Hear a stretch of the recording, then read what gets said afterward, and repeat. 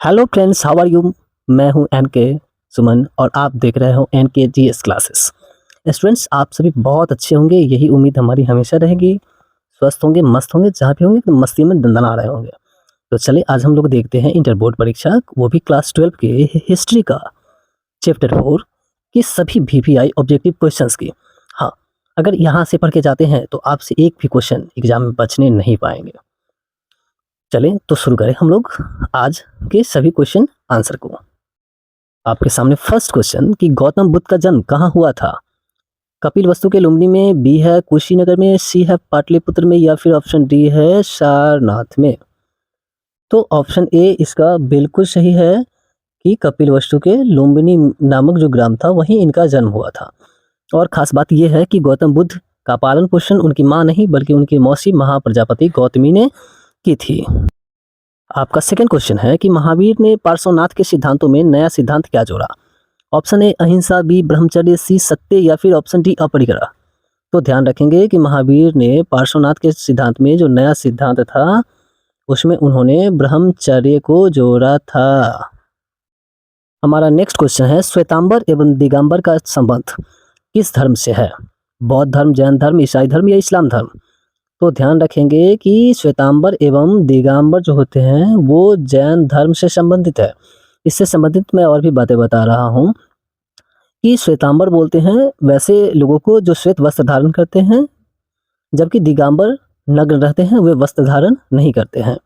तो एक और बात, ये जैन धर्म वाले हैं।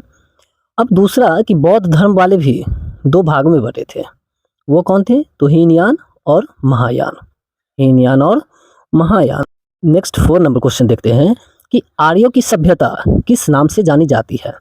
पहला ऑप्शन है ताम्रपाषाणिक सभ्यता, बी है नवपाषाणिक सभ्यता, सी है वैदिक सभ्यता, या फिर डी है हड़प्पा सभ्यता। तो याद रखेंगे हम लोग कि जो आर्यों की जो सभ्यता है, आर्यों की सभ्यता, इसको हम लोग वैदिक सभ्यता के नाम से जानते हैं। हमारा नेक्स्ट क्वेश्चन है कि आर्यों का सबसे प्रमुख पशु कौन था। ऑप्शन ए गाय, बी बैल, सी सांड, या फिर डी है घोड़ा।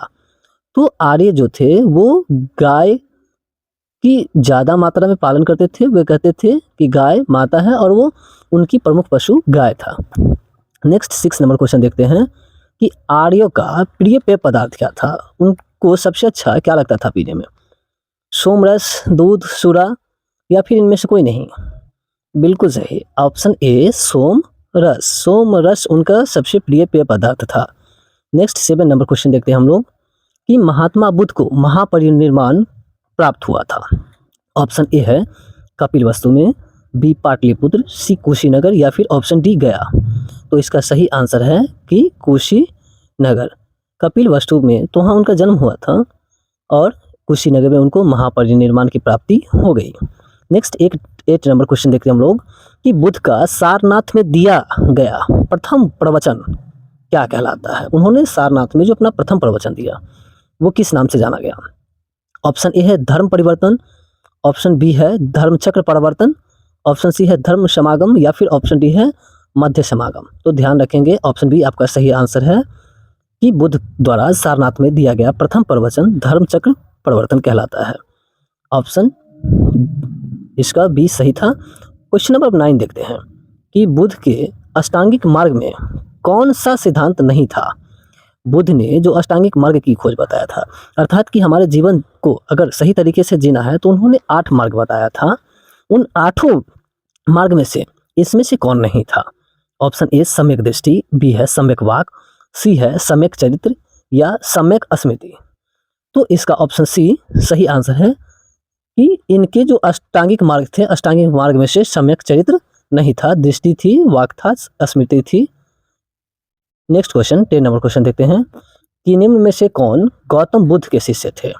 ऑप्शन ए है आनंद एवं उपाली, बी है कश्यप, सी है सारिपुत्र एवं गौदरलायन, ऑप्शन डी है सभी। तो ध्यान रखेंगे इनमें जितने भी हैं वे सारे के सारे गौतम बुद्ध के शिष्य थे। नेक्स्ट 11 नंबर क्वेश्चन देखते हैं हम लोग कि किसके शासन काल में बौद्ध धर्म का विभाजन हीनयान और महायान संप्रदाय में हुआ था। ऑप्शन ए है अशोक, ऑप्शन बी है कनिष्क, ऑप्शन सी है हर्षवर्धन, या ऑप्शन डी है धर्मपाल। तो इसका ऑप्शन बी सही है कनिष्क। कि कनिष्क के काल में ही जो बौद्ध धर्म था वो दो भागों में बट गया, हीनयान और महायान। एक खास बात यह है कि कनिष्क के समय में ही सबसे ज़्यादा सोने के सिक्के भी जारी किए गए थे, ये भी आपको पता होना चाहिए। और कनिष्क कुषाण वंश का शासक था। नेक्स्ट 12 नंबर क्वेश्चन है कि गौतम बुद्ध के गृह त्याग की घटना को बौद्ध ग्रंथों में क्या कहा गया है। ऑप्शन ए है महाभिनिष्क्रमण, बी है धर्म चक्र प्रवर्तन, सी है संबोधि या फिर डी है महापरिनिर्वाण। तो इसका ऑप्शन ए सही है। ऑप्शन ए आपका है कि महाभिनिष्क्रमण। अभी तुरंत हम लोग देखे थे कि बौद्ध गौतम बुद्ध ने जो सारनाथ में अपना प्रथम प्रवचन दिया था उसको हम लोग धर्म चक्र प्रवर्तन के नाम से जाने। संबोधि उन्होंने अपना एक, इनका भी एक प्रकार का भाषण था। और डी जो था ये वो कुशीनगर में इनको महापरिनिर्वाण की प्राप्ति हुई थी। तो ये था सारे ऑप्शंस। अब 30 नंबर क्वेश्चन देखते हैं कि गौतम बुद्ध ने बौद्ध संघ की स्थापना कहाँ की थी। ऑप्शन ए बनारस में, बी सारनाथ में, सी राजगृह में या डी है चंपा में। तो आपका सही आंसर है बी ऑप्शन, सारनाथ में। गौतम बुद्ध ने बौद्ध संघ की स्थापना सारनाथ में किया था। नेक्स्ट 14 नंबर क्वेश्चन देखते हैं कि बौद्ध धर्म के भारत में पतन का क्या कारण नहीं है। यानी बौद्ध धर्म का जो धीरे धीरे अंत हो गया भारत में, इसका मुख्य कारणों में से इनमें से कौन एक कारण नहीं है।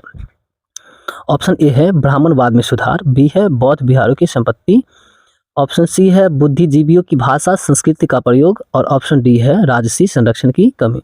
तो ऑप्शन डी जो है इसका ये कारण मुख्य कारण नहीं है, इनकी राजसी संरक्षण में कोई कमी नहीं थी। क्वेश्चन 15 देखते हैं कि गौतम बुद्ध किस कुल से संबंधित थे, किस वंश से संबंधित थे।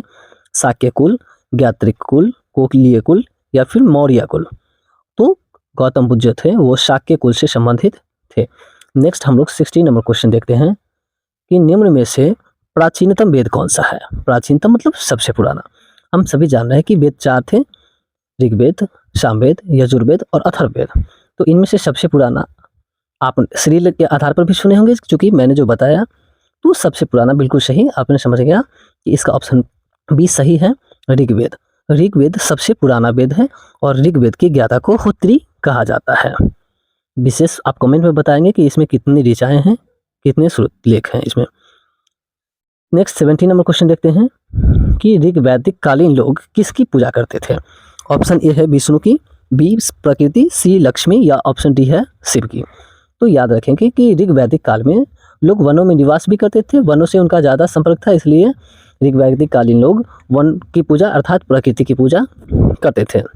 नेक्स्ट 18 नंबर क्वेश्चन हम लोग देखते हैं कि ऋग्वैदिक समाज था पितृसत्तात्मक, मातृसत्तात्मक, पत्नी प्रधान या इनमें से कोई नहीं।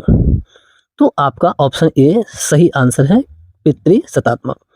हम बताए थे कि पितृसत्तात्मक वंश में पिछले वीडियो में मैंने इसको डिटेल से समझाया है कि पितृसत्तात्मक अर्थात कि पिताओं के द्वारा चलने वाला वंश, अर्थात कि जो भी वंश है, जो भी संपत्ति होती है उनका उत्तराधिकारी उनका पुत्र होगा, अर्थात पिता के द्वारा वंश की संतति आगे बढ़ती है। तो ऐसे समाज पितृसत्तात्मक कहलाएंगे। नेक्स्ट 19 नंबर क्वेश्चन देखते हैं। वेद का अर्थ है ज्ञान, कर्म, पूजा या सुनना। तो बिल्कुल सही कि वेद का अर्थ होता है ज्ञान। अभी तुरंत बताएं कि वेदों की संख्या 4 है। नेक्स्ट 20 नंबर क्वेश्चन देखते हैं कि ऋग्वेद के पुरुष सूक्त में सर्वप्रथम किस वर्ण का उल्लेख मिलता है। तो वर्ण तो आपके सामने स्क्रीन पर भी है कि वर्ण 4 ही होते हैं, ब्राह्मण, क्षत्रिय, वैश्य और शूद्र। तो आपका ऑप्शन डी सही है इसके लिए कि ऋग्वेद में पुरुष सूक्त में सबसे पहले शूद्र वर्ण का उल्लेख मिलता है। अब बताएं हम कि ब्राह्मण जो होता है ये वर्ण, ये बताया गया है कि ईश्वर के अर्थात ब्रह्मा के सिर से निकले हुए इनको माने जाते हैं, सिर से जन्म लिए हैं। क्षत्रिय उनकी भुजाओं से, वैश्य उनके जांघों से और डी जो शूद्र है आपका वो उनकी तलवे। और मैं चारों का काम बता दूं कि ब्राह्मण का काम था कि जग जाप कर उनको संपूर्ण करवाना, मंत्र पढ़ाना, संस्कृत का अध्ययन करना। क्षत्रिय थे वो राजकाज संभालते थे, वैश्य को खेती बाड़ी और बिजनेस का काम दिया गया था, जबकि शूद्र थे कि उपरोक्त तीनों वर्ण अर्थात ब्राह्मण, क्षत्रिय और वैश्य की सेवा करना था। नेक्स्ट 21 नंबर क्वेश्चन देखते हैं कि ऋग्वेद में मंडलों की संख्या कितनी है, 10, 11, 12 या फिर 13। तो ऑप्शन ए इसका सही है कि ऋग्वेद में मंडलों की संख्या 10 है। उसके बाद नेक्स्ट 22 नंबर क्वेश्चन है जैनियों के प्रथम तीर्थंकर कौन थे। पार्श्वनाथ, ऋषभदेव, अनित नाथ या फिर परम प्रभ। तो इसका ऑप्शन बी सही आंसर है कि जैनियों के प्रथम तीर्थंकर स्वामी ऋषभदेव थे। नेक्स्ट 23 नंबर क्वेश्चन कि सर्वमान्य मत के अनुसार आर्य कहाँ के मूल निवासी थे? Option A Europe, B Africa, C मध्य एशिया या फिर ऑप्शन डी है दक्षिण पूर्व एशिया। तो इसका ऑप्शन सी बिल्कुल सही बताया आपने कि इसका ऑप्शन सी सही है, मध्य एशिया। नेक्स्ट 24 नंबर क्वेश्चन देखते हैं कि उपनिषद मूलतः किस प्रकार के ग्रंथ हैं? राजनीतिक ग्रंथ है, सामाजिक ग्रंथ है, धार्मिक ग्रंथ है या दार्शनिक है? तो याद रखेंगे कि उपनिषद जो है वो मूलतः क्या है? तो दार्शनिक ग्रंथ है। नेक्स्ट 25 नंबर क्वेश्चन देखते हैं हम लोग कि निम्नलिखित वर्गों में से किसे उपनयन संस्कार करने का अधिकार नहीं था? निम्नलिखित वर्गों में से किसे उपनयन संस्कार अर्थात जनेऊ संस्कार करने का अधिकार नहीं था? ब्राह्मण, क्षत्रिय, वैश्य और शूद्र। तो इसका ऑप्शन डी सही है, शूद्र। और ध्यान रखेंगे जो उस समय के लोग थे ना, ये शूद्र को ना रात में गांव में टहलने तक की अनुमति नहीं देते थे, अर्थात कि इन्हें गांव में रात्रि में ये नहीं टहल सकते हैं। नेक्स्ट क्वेश्चन है आपका कि बोगजा कोई नामक स्थान कहाँ स्थित था? अफगानिस्तान, बी आर्कटिक प्रदेश, सी है एशिया माइनर या फिर डी है ईरान। तो इसका सही आंसर है ऑप्शन सी, बोगजा कोई नामक स्थान एशिया माइनर में स्थित। आपका 27 नंबर क्वेश्चन है कि प्राचीन भारत में द्वितीय शहरीकरण कब हुआ था? ऑप्शन ए है ऋग वैदिक काल में, बी उत्तर वैदिक काल में, सी प्राक मौर्य काल में या डी है मौर्य काल में। तो आपका ऑप्शन सी सही है, प्राक मौर्य काल में। नेक्स्ट क्वेश्चन 28 नंबर क्वेश्चन हम लोग देखते हैं कि हीनयान और महायान संप्रदाय किस धर्म से संबंधित है? अगर आप याद किए होंगे तो भी कुछ देर पहले भी पीछे क्वेश्चन में हम लोगों के ऑप्शन में था ये। ऑप्शन ए है जैन धर्म से, बी है बौद्ध धर्म से, सी है हिंदू या डी है सिख। तो जी अभी जस्ट थोड़ा ही से पहले बताए थे कि बी ऑप्शन बिल्कुल सही। और हाँ, बौद्ध धर्म जो था वो हीनयान और महायान में बट गया और जैन धर्म भी दो भागों में बटा था, श्वेतांबर एवं दिगंबर। तो चले हम लोग 29 नंबर क्वेश्चन करें कि जिस बोधि वृक्ष के नीचे बुद्ध को ज्ञान प्राप्त हुआ था उसे किसने नष्ट कर दिया था? ऑप्शन ए है शशांक, बी है तोरामन, सी है बख्तियार खिलजी या डी है मिहिर कुल। तो इसका ऑप्शन ए सही आंसर है कि शशांक, इन्होंने ही इसको नष्ट कर दिया था। नेक्स्ट 30 नंबर क्वेश्चन है धर्म चक्र परिवर्तन क्या है? धर्म चक्र परिवर्तन क्या है? ऑप्शन ए है मोक्ष की प्राप्ति, बी प्रथम उपदेश, सी है आचार संहिता या डी है संघ का संगठन। तो बी है सही आंसर, प्रथम उपदेश। धर्म चक्र परिवर्तन क्या है? तो प्रथम उपदेश है, अर्थात कि बुद्ध के प्रथम उपदेश को ही धर्म चक्र परिवर्तन कहा गया, प्रवर्तन। 31 नंबर क्वेश्चन देखते हैं कि गौतम बुद्ध को ज्ञान किस नदी के किनारे मिला था? या गौतम बुद्ध को ज्ञान की प्राप्ति किस नदी के किनारे हुआ था? ऑप्शन ए है गंगा नदी, बी है गंडक नदी, सी है निरंजना नदी या फिर डी है कमला नदी। बिल्कुल सही, आपको पता है ना कि निरंजना नदी के तट पर ही गौतम बुद्ध को ज्ञान की प्राप्ति हुई थी। 32 नंबर क्वेश्चन है कि महात्मा बुद्ध के बचपन का नाम क्या था? Option A Vardhaman, B Siddhartha, C है देवदत्त या डी है राहुल। तो बिल्कुल सही बताया, ऑप्शन बी इसका B is the right answer, Siddhartha. Mahatma Buddha के बचपन का नाम सिद्धार्थ था। 33 नंबर क्वेश्चन कि महात्मा बुद्ध को ज्ञान कहाँ प्राप्त हुआ था? ऑप्शन ए राजगृह, बी है बोध गया और सी है लुम्बिनी या फिर डी है सारनाथ। सही बताया, B is the right answer. Mahatma Buddha को ज्ञान की प्राप्ति बोध गया में बोधि वृक्ष के नीचे हुआ था, निरंजना नदी के तट पर। 34 नंबर क्वेश्चन है गौतम बुद्ध के समकालीन मगध सम्राट कौन था? Option A Chandragupta Maurya, B Bimbisara, C Ajatashatru या डी अशोक। तो बी इसका सही आंसर है, बिंबिसार। गौतम बुद्ध के समकालीन सम्राट इनमें से बिंबिसार था, अजातशत्रु तो उसके बाद आया भाई। उसका उत्तराधिकारी था। Next 35 number question, Gautam Buddha को खीर खिलाने वाली स्त्री का नाम क्या था? अम्बपाली, बी शालवती, सी है गौतमी या डी है सुजाता? तो इसका आंसर है ऑप्शन डी कि गौतम बुद्ध को खीर खिलाने वाली स्त्री का नाम सुजाता था। गौतमी तो उनकी मौसी थी। 36 नंबर क्वेश्चन, चौथी बौद्ध परिषद किस शासक के काल में हुई थी? ए है अशोक, बी कालाशोक, सी अजातशत्रु या डी कनिष्क? तो इनका जो सही आंसर है वो है ऑप्शन डी कनिष्क। चलिए नेक्स्ट 37 नंबर क्वेश्चन कि बौद्ध संगीति का आयोजन कहाँ हुआ था? राजगृह, पाटलिपुत्र, वैशाली, श्रीनगर? तो इनमें से प्रथम बौद्ध संगीति जो हुई थी इनका आयोजन राजगृह, गिरिब्रज इन्हीं को कहा जाता है, यहीं पे प्रथम बौद्ध संगीति का आयोजन हुआ था। 38 नंबर क्वेश्चन है कि द्वितीय बौद्ध संगीति का आयोजन कहाँ हुआ था? प्रथम तो राजगृह में हुआ था, द्वितीय कहाँ हुआ था? ऑप्शन ए राजगृह, राजगृह तो होगा ही नहीं, बी है पाटलिपुत्र, सी Vaishali, D Srinagar?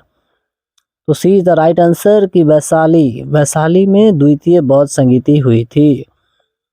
Next 39 number question, चतुर्थ बौद्ध संगीति का आयोजन कहाँ हुआ था? चतुर्थ बौद्ध संगीति का आयोजन कहाँ हुआ था? ऑप्शन ए है पाटलिपुत्र, बी श्रीनगर, सी राजगृह या फिर डी तक्षशिला? इस क्वेश्चन का B is the right answer, Srinagar. हाँ वही श्रीनगर जो जम्मू कश्मीर की राजधानी है, जम्मू की राजधानी है। नेक्स्ट 40 नंबर क्वेश्चन कि ऋग्वैदिक आर्यों के युद्ध देवता कौन थे? ऋग्वैदिक जो आर्य थे उनके युद्ध देवता कौन थे? A option A Indra, B Arun, C Agni या फिर डी है रुद्र? तो ऋग्वैदिक आर्यों के युद्ध देवता इंद्र थे। नेक्स्ट 41 नंबर क्वेश्चन, ऋग्वेद में वर्णित 10 राज युद्ध किस नदी के किनारे हुआ था? ऑप्शन ए दृष्टि नदी के किनारे, बी सतुद्री नदी के किनारे, सी परुष्णी नदी के किनारे या फिर डी है अश्विनी नदी के किनारे? तो सी ऑप्शन सही आंसर है आपका कि परुष्णी नदी के किनारे। नेक्स्ट 42 नंबर क्वेश्चन हम लोग देखते हैं कि महावीर जैन को किस नदी के किनारे ज्ञान की प्राप्ति हुआ था? अर्थात महावीर जो जैन धर्म के तीर्थंकर थे उन्हें किस नदी के किनारे ज्ञान की प्राप्ति हुई थी? ऑप्शन ए गंगा, बी सोन, सी ऋजुपालिका या फिर डी गंडक? इसका सही आंसर है ऋजुपालिका। ऋजुपालिका नदी के किनारे महावीर जैन को ज्ञान की प्राप्ति हुई थी। नेक्स्ट 43 नंबर क्वेश्चन, किस वंश ने बौद्ध धर्म को संरक्षण प्रदान किया? ए शुंग वंश, बी है कण्व वंश, डी है सी इंडो ग्रीक या डी है सातवाहन वंश? तो C option is the right answer, Indo Greek. Next 44 number question हम लोग देखते हैं कि सांची का स्तूप मूलतः किस मौर्य शासक ने बनवाया था?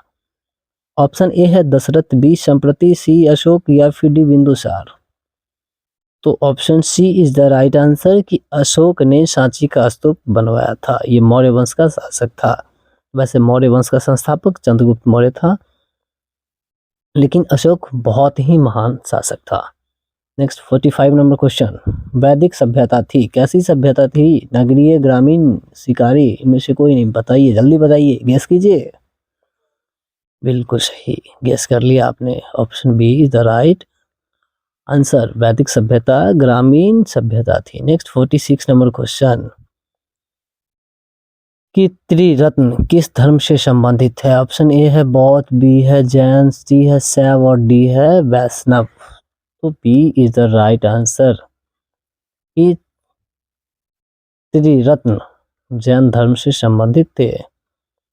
इस वीडियो का लास्ट क्वेश्चन, त्रिपिटक किस धर्म से संबंधित है?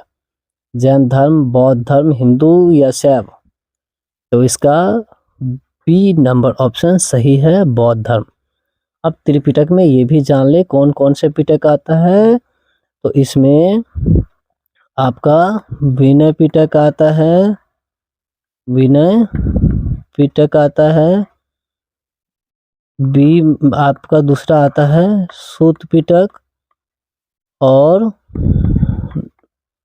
आपका तीसरा आ जाता है इसमें अभिधम पिटक। अभिधम पिटक यानी त्रिपिटक के अंतर्गत विनय पिटक, सूत पिटक और अभिधम पिटक, ये तीनों के तीनों पिटक इसमें आ जाते हैं, तो ध्यान रखेंगे। ठीक है दोस्तों, तो इस वीडियो में इतना ही, फिर मिलते हैं नेक्स्ट वीडियो में बहुत ही मज़ेदार टॉपिक के साथ एक नए अंदाज में।